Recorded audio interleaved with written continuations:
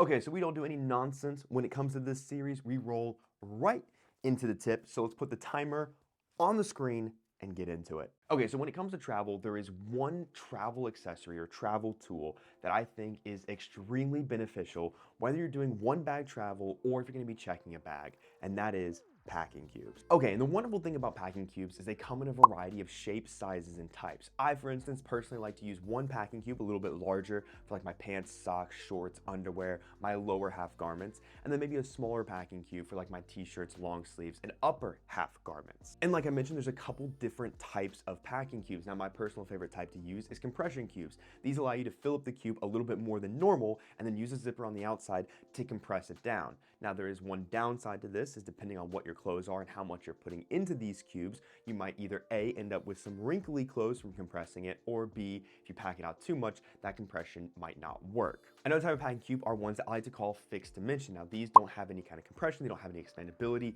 They are meant and designed to be filled up and then maintain the shape that they are. These are great if you want to use more of like a Tetris style packing approach to things, where if you want to stack up your packing cubes in your bag, only difference is, unlike Tetris, stacking packing cubes in your bag is not a nightmare and doesn't make you want to bash your head against a wall. But there is one thing that I highly recommend when it comes to picking your packing cube, and that is avoiding the cheap, knockoff, crappy, unreliable brands on Amazon. Now, my personal favorite packing cube that I use is the Peak Design packing cube set. It comes in a medium and a small, and they're compression. Now, I've had these since they essentially came out, and they have outlasted multiple packing cubes that I've gotten off of Amazon to try out from these brands. So unlike other travel items, I strongly recommend spending just a little bit more on a high quality and a more durable packing cube so it'll last longer and you only have to worry about one set for all of your travels, which is what I personally like to lean towards. So there's three things that you should remember when it comes to picking your packing cube: